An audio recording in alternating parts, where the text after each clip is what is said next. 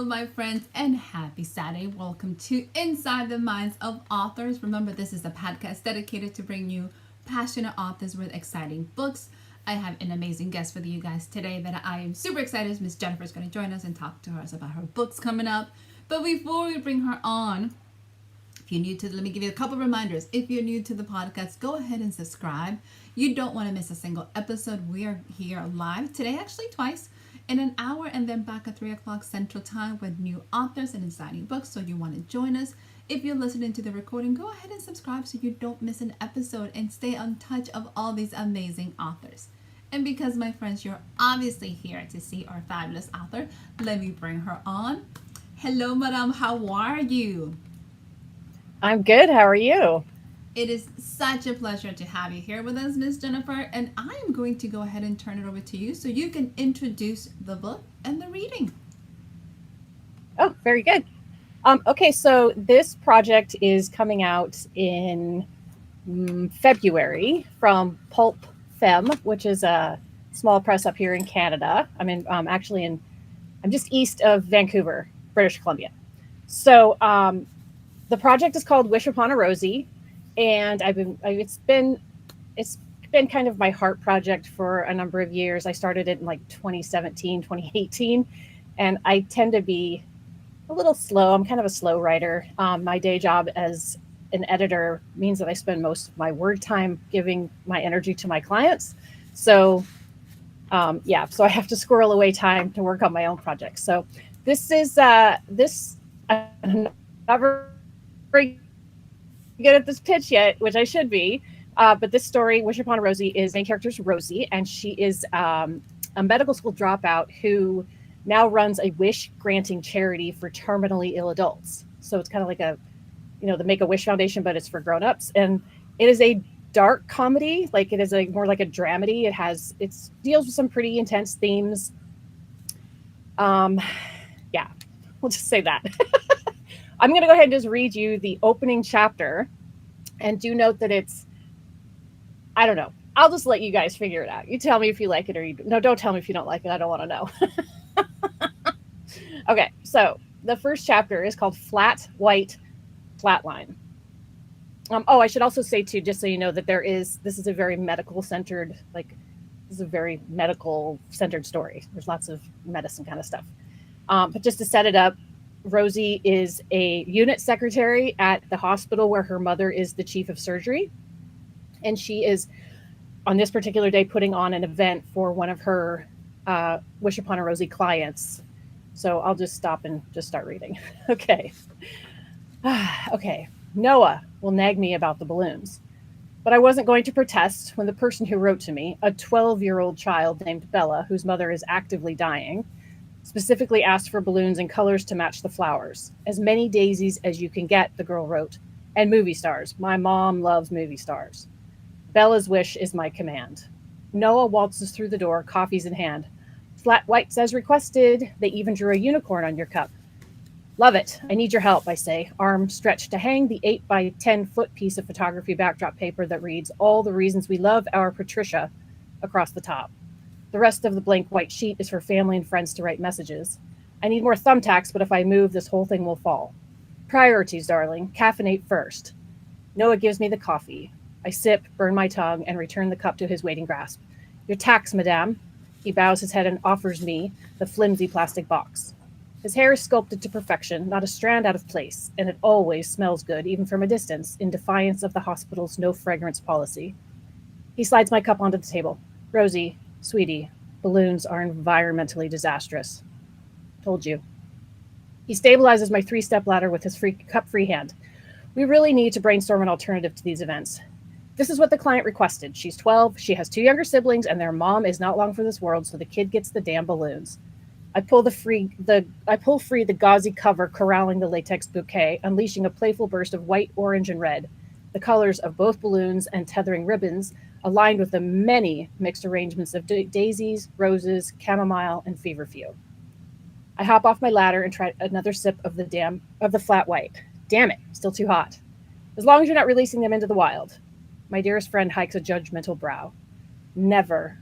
I wink just as he steals an individually wrapped peanut butter cup from one of the 20 overflowing bowls on the diabetic coma buffet table.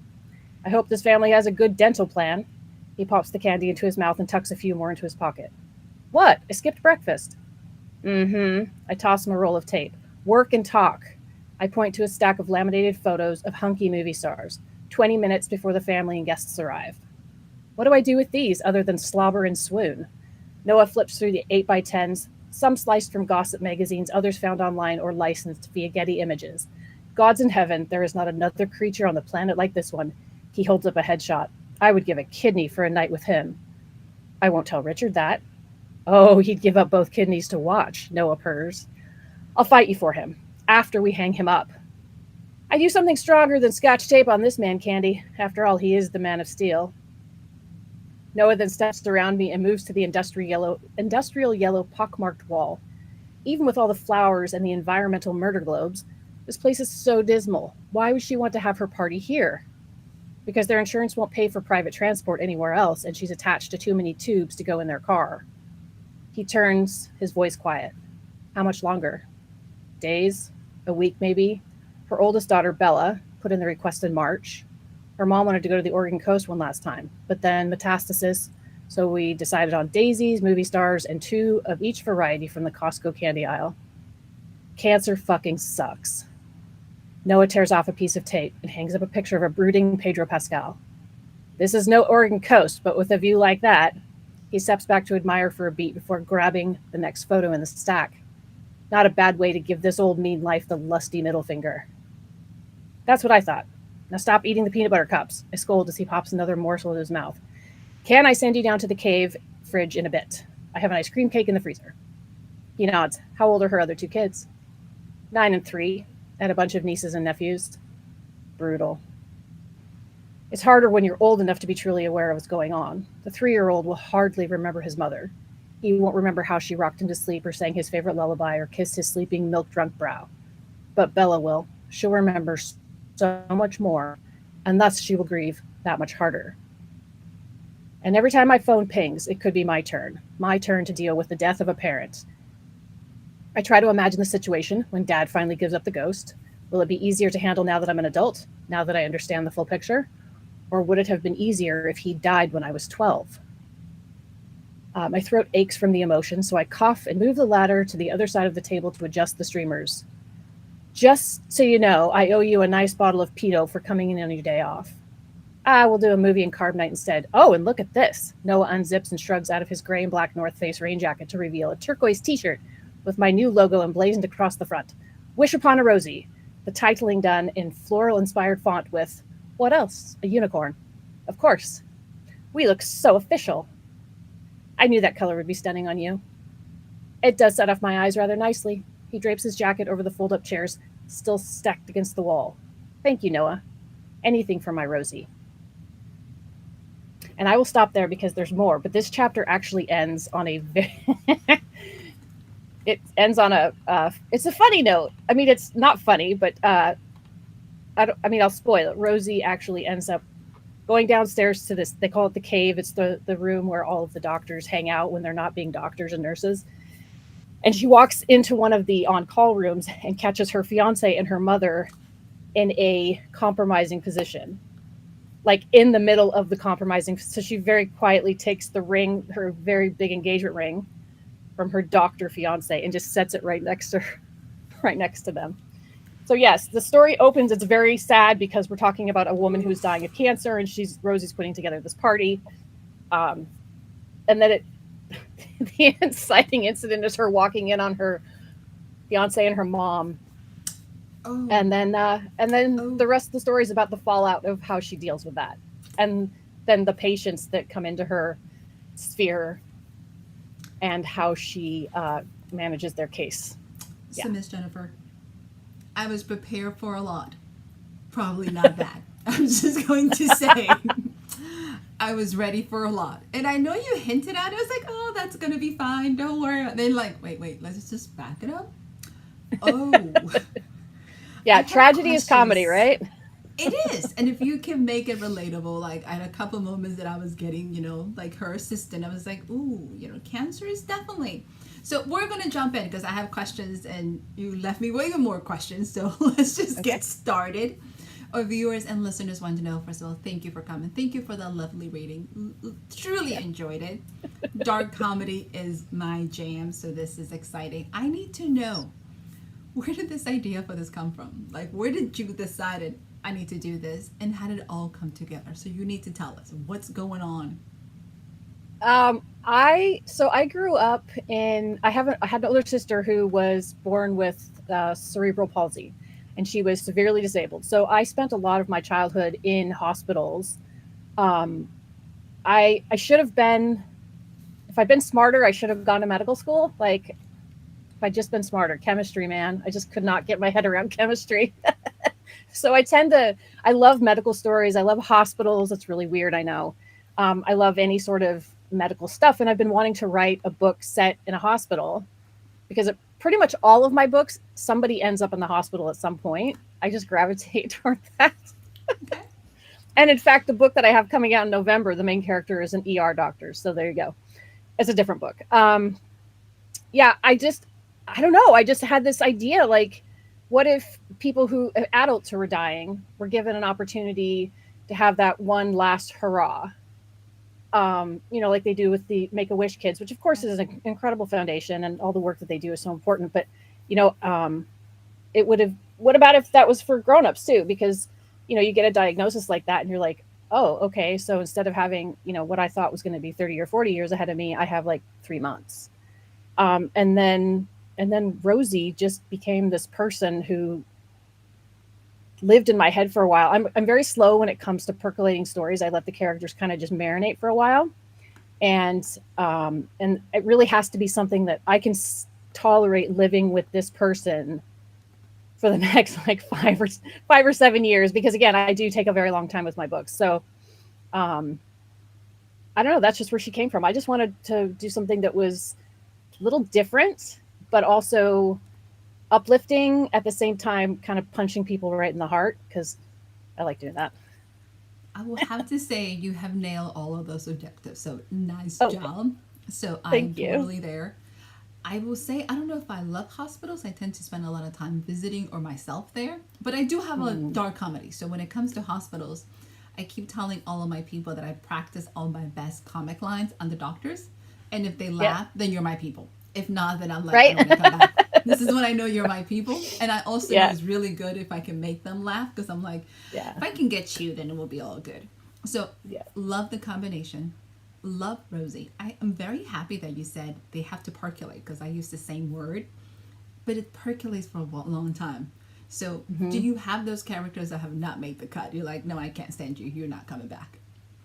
I have a couple. Yeah, where I just can't quite zero in on what it is that makes them worth spending time with. And also, I tend to write people who are not necessarily likable. Um, because I edit a lot. In my day job, I edit a ton of mostly romance. I also do Okay. fantasy. I've done mystery. I mean, I've done everything. I've been an editor for over 20 years. But right now, most of my clients are romance authors, and for the most part, romance, has a specific set of rules that you want to follow. And I tend to be that person that wants to do the opposite of what I'm supposed to do. Um, so I wrote a series a couple of years ago during the pandemic called Planet Lara, and the main character in that is Lara Clark. And I've had people email me and say, I can't get past this because she's such a jerk. And I'm like, well, that's called a character arc. So if you just stick with it, because it's a trilogy, then by the end of the book, or by the end of the series, Lara redeems herself. It was also quite dark. I started writing this story about a woman who inherits her eco utopia, her this eco utopia, an island that her grandfather left to her. And by the end, I had the cartel involved. There was a cult. There was a raccoon was sacrificed. I didn't. I love raccoons. I live in BC. Like raccoons are my friends. They live in our shrubs. So I feel really bad about that. But yeah. Anyway, it got dark. So Glad I to do have hear. characters that don't make the cut. Usually because they get a little bit too dark. So, I'm very happy that you're bad about the raccoon. Not everything else. It's like I feel bad Yeah. about that. I was like, oh, well, at least I know where your priorities lie. So it makes me feel better. Thank you. So Yeah. no real I, animals were I, sacrificed. no, I feel really bad about this. And the thing is, the raccoon, the scene is terrible. When I read it back, I'm like, who was I that day? I was obviously mad at something. But the woman who does the sacrifice, she is a terrible human being. Her name is Okay. Kelly, and she's the worst. And she gets her comeuppance in the end, which was really fun. I love revenge stories. I love it when people get their just due. I can see why you're not writing the romance. I'm just saying. I'm like, I can Yeah, see why you're not writing the romance in this group, but you can edit them. I no, can completely see it. It's yeah, like, yeah, oh, Jennifer just went there. Like, got it. yeah. I did try to write a romance. I mean, I have multiple times. One of them was my first rom com, Must Love Otters, and it was actually funny. I mean, it's goofy. It's a completely wacky, silly book in the typical vein of rom com, slapstick kind of thing. But when I would get to like the steamy stuff, I would just close the door. I'm like, Holly and Ryan do not want you watching this. Just, you know, I agree. some hot kissing and then just close the door. You will be fine. Fill in the Yeah, blanks. Hopefully, you know what's yeah, going on behind the door. We can move exactly. on. When she's smiling the next morning, that's a good sign. It went well. So, She wasn't crying or hmm disappointed. We can move on. I appreciate it. Super fun books. exactly. Like your energy is so contagious because I can't stop giggling. So Oh, dark good. Thank you. comedy is super exciting, but it's also very much totting that line. Like how dark can you get? And you mentioned Hmm. these are really tough topics. I am so moved by the fact that you did an adult make a wish because now I'm like, why don't we have that? Like, because that would be absolutely perfect. How do you decide when it's too dark and you're like, ooh, I need to pull it back? When does that happen? Or does it happen? Well, actually, so I have a project coming out in November, which is probably the one I should be promoting, but it's I'm still kind of on the fence about it. Again, it's being published with this small press, and it got really dark. So the main character, her name is Freya. She's one of six sisters, and the plan is to do a book for each sister. It's like a family saga. I love family sagas. When I was a young teenager growing up, one of my favorite Danielle Steele books was Family Album. Like I just love these sweeping, like everything is about the family. I don't know. I just loved it. So I was trying to do my own version, but it was supposed to be a romantic suspense. It's just a mostly suspense, and again, yeah, like I got really dark. There's a bomb. There's some anthrax. There's like I know, and so I can't help it. It just happened. So I kind of just let myself go wild. I'm like, just try it, just try it. And then one of my longtime clients, her name is Samantha Young. She's a very well established romance and romantic suspense, and then she also writes like paranormal romance. We've been together since 2010, and I sent it to Sam. I sent Sam this book, and I said, "Read Freya. Tell me what you think." And she comes back to me. She's like, "This is a little dark," but she says, "I don't know if you want to market this as a romantic suspense because your romance is like this much of it. Like they have a couple of times where they do some smooching, but everything else is like trying to find the bad guy and who's blackmailing them." So it Technicalities, was just really fun small, to write. Yeah, right, just small technicalities. I right, love the just a little fact that bit. you enjoy what you're writing. So you're having a Yeah. blast and it's contagious and you can feel it. And you got multiple projects. So I need to know, how do you mesh the editor and the writer? Like when does one take a vacation so the writer can come back and vice versa? Or do they just both hang out and go like, hope to God you don't edit the wrong thing? Like how does that take place in your world? Because I'm going, I have questions, Miss Jennifer. Do tell. Yeah. So, I mean, when I'm working on client projects, that really does take as much of my brain power as I have available. But I did so in 2023. I have another writer friend who's very prolific. Her name is Melinda Di Lorenzo. She's amazing, and she said, "Jen, every morning I will meet you online at 7 a.m. and we are going to write for 1 hour, and that's just what you're going to do because you're not writing, you're just editing. All you do is work, so we have to write." So in that year, I finished the other half of Rosie, and then I wrote Freya. So that was pretty awesome. But again, it's just really about compartmentalizing what projects I'm working on. And it has been years of practice of being able to take other people's stories and then my stories. But I'm also personally I'm a very editorial writer, so I always go back over the last chapter of what I wrote the day before. Okay. I can't help it. So by the time I get to the end of a first draft, it's basically like a third draft because I know what to look for, right? Like, and then It's I try to have it as tidy as possible, but it's about compartmentalizing mostly. I I love it. It's actually a very huge gift, and many people don't think about it. How well you have to keep those bubbles separate, or else you just have a giant mesh. You Yeah. have an amazing perspective from not just you as a writer, but as an editor. I've been doing this for so long in the industry. What advice would you give an up and coming author to be like, so don't do that? Like, what would you tell them? Um, well, from a practical standpoint, usually first time writers, they do like they info dump. They give us everything all up front. They want to make sure that the reader knows absolutely everything about their character. So those sorts of technical aspects, I think, are pretty easy to recognize once you have a first draft finished.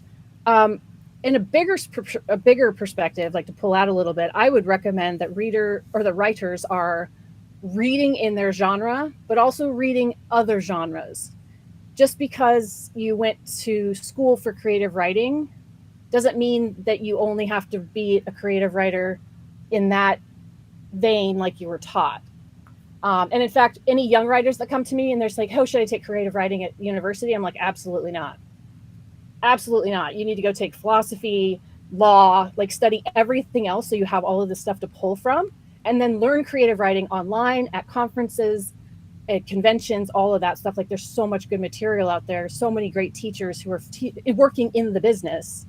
I mean, no offense to creative writing professors. I'm sure you're great.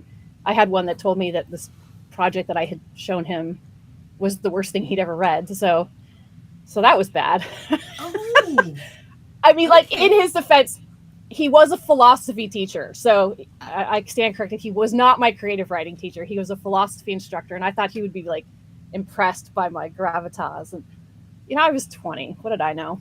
Um, but yeah, he was so I think mostly he was just trying to discourage me to not write or to encourage me to like walk away, do a different profession. well meaning Yeah. advice will So go bad. right. Yeah. So my biggest thing that I always tell young writers or first time writers is to read. You just have to read. You have to, because then you start to learn the rhythm and the cadence, and not even so much the formulas, or I know a lot of people follow Save the Cat writes a novel, or the Hmm. hero's journey. I would recommend the heroine's journey by Gail Carriger. Like you have to find that book. She's fantastic. I never say her name right. Is it Carriger or Carriger? I don't know. Anyway, I should have grabbed it off my shelf. The heroine's journey. Go find it. Um, and that's not a feminist statement right there. That's just another way of looking at the journey that your main characters go on, rather than being, I am the hero and I will go, I will accept the call and I will go into this new world. So it's just different. But yeah, just absolutely read, learn, learn how the genre conventions work, learn how the language sounds, and just try to soak it all in, because we will always be copycats in the first few books. You just are. Yeah, You, that's very true. like yeah, I mean, and maybe Hmm. not even the first few books, maybe the future stories you write. Like that's how we learn. When we're teenagers or when we're young kids, we write stories that are like, the Hunger Games, because we love the Hunger Games. So, and if you're me, you just keep blowing shit up no matter what. Me too. I'm totally with Yeah, you. Caleb. Yeah. So, madam, I'm having such a blast, and it's such a pleasure having you in the show. So, before you leave us, tell us, where can our listeners and our viewers find you? Where's your website? Where are you located? Where's your social media handles? Tell us. I am kind of all over the internet. So I have a resources portal for new and like up and coming writers. It's called sgabooks.com, and you can find free resources if you're looking at weighing your options between indie and traditional publishing. I have endless, like it's just this rabbit hole of resources, because I do get asked a lot, like, hey, my friend wants to write a book, where does she start? And I'm like, go to SGA Books. It's all there. Also, I'm JenniferSommersby.com. I write as Eliza Gordon, which is what the Wish Upon a Rosie comes out under my pen name. Where else? I'm an editor under Plumfield Editing. So if you go to SGA Books, there's like links to everything that I do. It's all, I have like 5 sister sites. I pay Squarespace a lot of money every year. There is nothing wrong with that. I love it. So, absolutely. I am, Madame. Are you ready for the lightning round? Oh my God, maybe. Okay, yes. All Yes right, is the right answer. yes, super easy. Don't think too much about this. Juice or soda? Juice. Nice. Skiing or hiking? Ugh, staying indoors with a book. Me too. Thank you. I'm not sporty. Early bird or night owl? I am an early bird these days. Okay. It happens when you get older. I agree. I'm with you.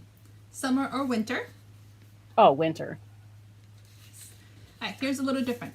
If you could have any superpower, what would it be? I want to be able to speak every language. Ooh, I like that.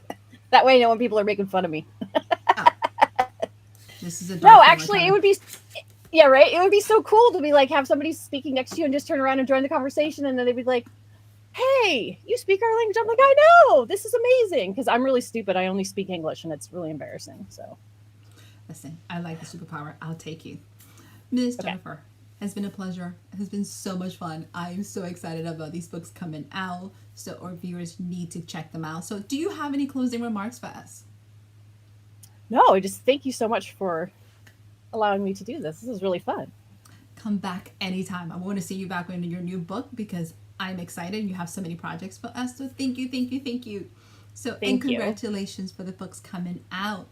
To our Thank you. viewers, go ahead and follow Miss Jennifer. Subscribe. You want to make sure you're following this. She has incredible advice for both aspiring authors as well as ones are still in the business. So make sure to check her out.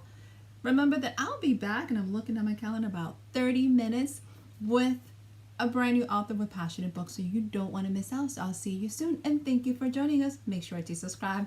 Bye.